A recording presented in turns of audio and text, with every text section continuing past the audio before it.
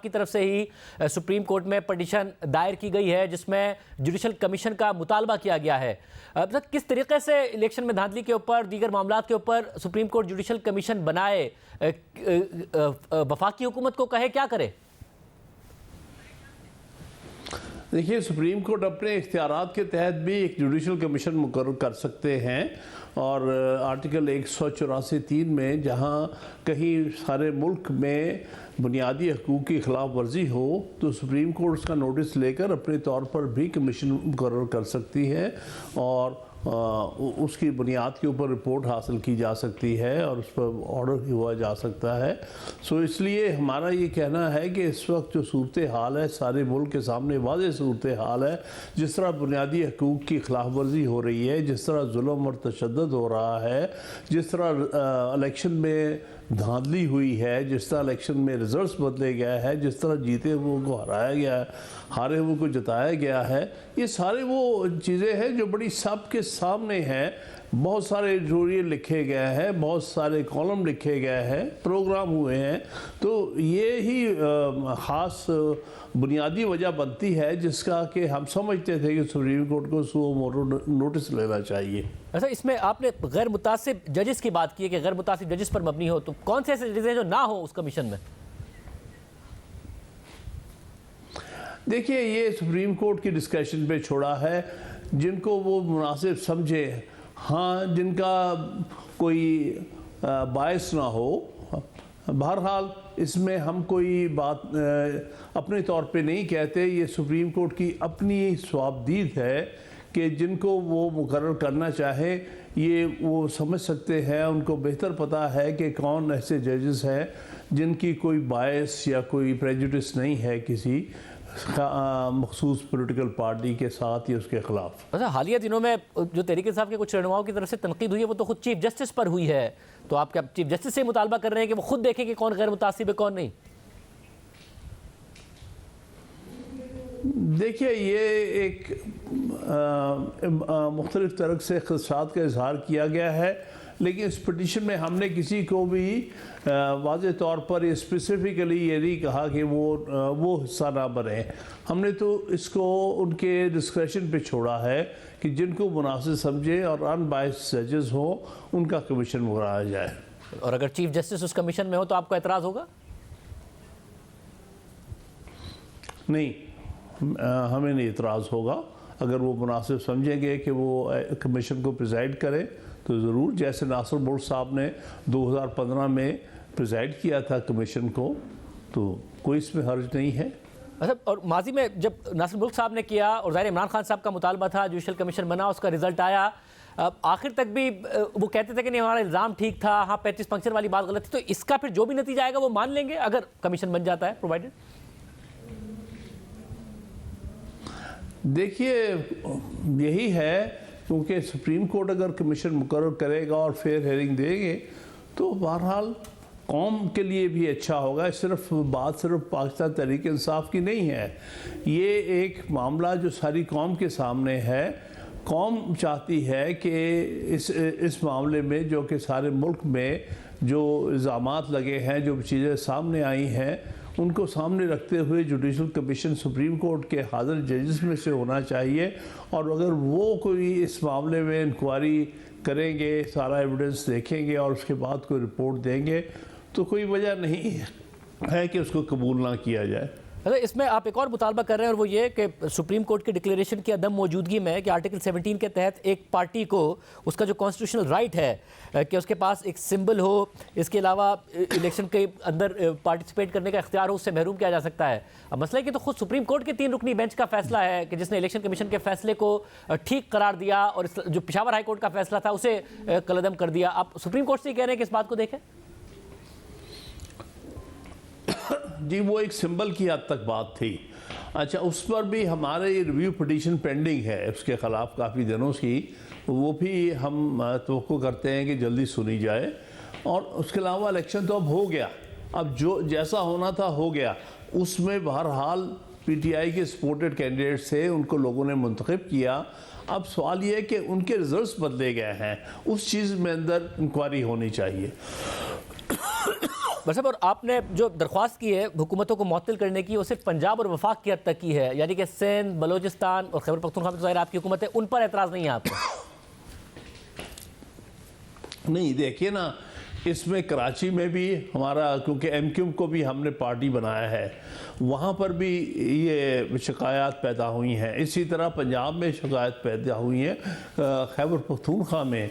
तो जिन जिन पार्टीज़ के बारे में शिकायत है कि उनके हक़ में रिजल्ट्स बदले गए हैं, उनके कैंडिडेट्स के हक़ में बदले गए हैं और हमारे पीटीआई के कैंडिडेट्स के ख़िलाफ़ बदले गए हैं, उनको पार्टी बनाया गया है ताकि वो अपनी डिफेंस पेश कर सकें।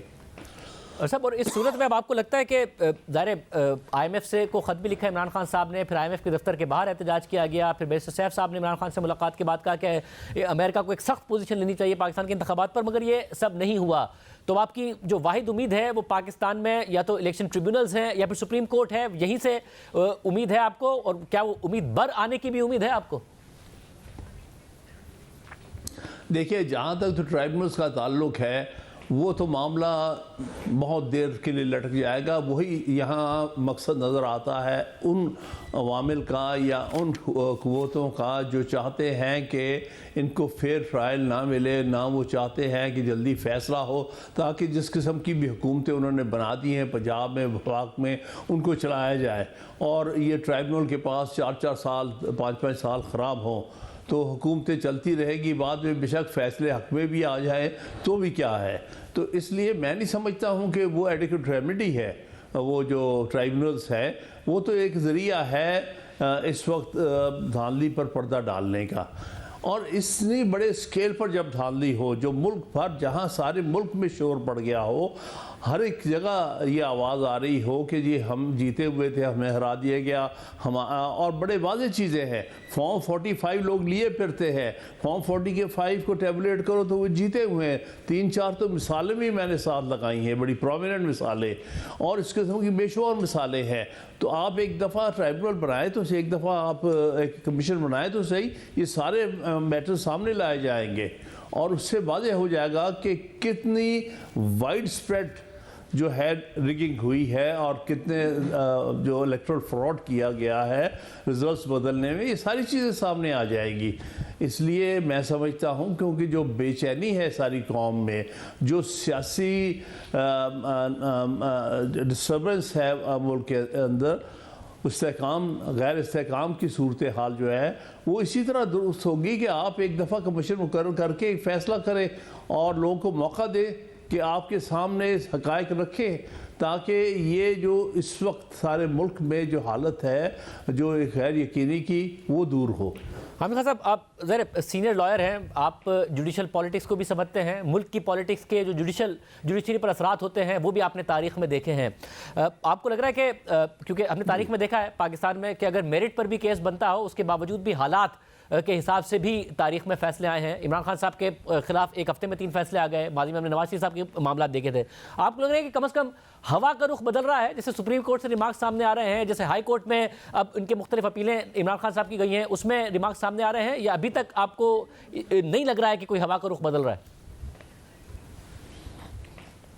हवा का ज़्यादा रुख बदलता नज़र नहीं आ रहा अभी तक तो, क्योंकि अगर तो ज़रा भी ये तो अभी तक हमें ये शायद प्रेडिक्शन ना करनी पड़ती। ये बात का भी हमने इजहार किया है। हम समझते थे कि ये मामला इतने वाज़ेह है, सारी कौम में एक शोर पड़ा हुआ है, हर जगह ये आवाज़ आ रही है। इसके सामने रखते हुए यही एक ख़ास मिसाल है जहां आर्टिकल 184(3) की सू मोटो प्रोसीडिंग्स होनी चाहिए थी, लेकिन अभी तक नहीं हुई और हमें कोई इतने हफ्ते इंतज़ार करके आखिरकार हम मजबूर हुए कि हम सुप्रीम कोर्ट को तवज्जो दिलाएं कि आपके सामने है किस तरह के आइन की, कानून की और बुनियादी हकूक़ की खिलाफ वर्जी हो रही है और किस कदर उसकी वजह से सारे मुल्क में एक बेचैनी की का आलम फैल गया है। अब तो एक तरफ तो ज़ाहिर है एक जो रियासती आप लोगों के साथ हो रहा है उसके ऊपर सवाल उठता है, मगर दूसरी तरफ खुद तहरीक इंसाफ की तरफ से ये सवाल उठ रहा है कि हमारी फैसला साजी ठीक नहीं हुई, सुन्नी इत्तेहाद काउंसिल का फैसला दुरुस्त नहीं था। अली ज़फ़र साहब ने कहा, बैरिस्टर गौहर साहब ने कहा, मरवा साहब ने कहा, जबकि गौहर साहब की राय बिल्कुल अलग है। आप क्या समझते हैं कि ये गलती हुई? देखिए, पार्टीज के अंदर प्रोसेस होते हैं, उसमें गलतियां भी हो सकती है। कोई भी परफेक्ट नहीं होता। हर पार्टी अपने अंदरूनी मामलात में गलतियां भी कर सकती है और हो सकता है गलतियां हुई भी हों, लेकिन उसका मतलब ये नहीं है कि आईनी हकूक़ से महरूम कर दिया जाए। मिसाल के तौर पर एक आइन ने वाज़े तौर पर हर पॉलिटिकल पार्टी को जो जितनी भी सीटें वो जीतती है उसके प्रोपोर्शन के मुताबिक जो है ख़वातीन की सीटें और अक़लियत की सीटें दी है, उसको डिनाई नहीं होनी चाहिए, क्योंकि ये तो आईनी हकूक़ है। ये सिर्फ इसलिए कि आया किसी की फ़ैसला साजी में कुछ सुकम रह गया है, उस वजह से बुनियादी हकूक़ से या बुनियादी इलेक्शन राइट्स जो है उससे महरूम कर दिया जाए, ये मकसद नहीं हो सकता। वैसे मगर अब पेशावर हाई कोर्ट ने ये फैसला दे दिया, उसके बाद अभी सवाल उठ रहा है कि सुन्नी इत्तेहाद काउंसिल का जो असेंबली है उसमें पार्लिमानी हैसियत है क्या? स्पीकर साहब ने अटॉर्नी जनरल से पूछा है, अभी तक लीडर ऑफ द अपोजिशन भी नहीं है, अब उनकी कोई इस फैसले की रोशनी में क्या कानूनी हैसियत है पार्लियामेंट के अंदर? देखिए, वो फैसले की अभी तक नकल नहीं मिली, आज भी नहीं मिली। उम्मीद है कल तक मिल जाएगी, तो उसके बाद ही वाज़े तौर पे कहा जाएगा और इन एनी केस हम फिर फौर उस फैसले के ख़िलाफ़ सुप्रीम कोर्ट जाएंगे, क्योंकि ये एक बहुत बड़ी नाइंसाफ़ी ये हो रही है इसमें कि जो ख़वातीन की सीटें हैं, क्योंकि आइन एक हक़ देता है, वो कहते हैं जितने आपने जब ये एक्सेप्ट कर लिया कि ये सुन्नी तहरीक को एक पार्टी है और उस पार्टी में दूसरी आज़ाद उम्मीदवारान जो कामयाब हैं उसमें शामिल हो सकते हैं, तो फिर कोई वजह नहीं कि उनको उस तनासब से ख़वातीन की और अक़लियतियों की सीटें ना दी जाए। ये उनसे छीनना एक बहुत बड़ी आइनी नाइंसाफ़ी है और उससे बढ़ के नाइंसाफ़ी ये है कि वो सीटें छीन कर आप दूसरी पार्टीज़ को दे दो जिनके पास ऑलरेडी अपने ही प्रोपोर्शन के मुताबिक वो सीटें मिल चुकी हैं। तो ये वो सारी बातें हैं जो देखने वाली हैं।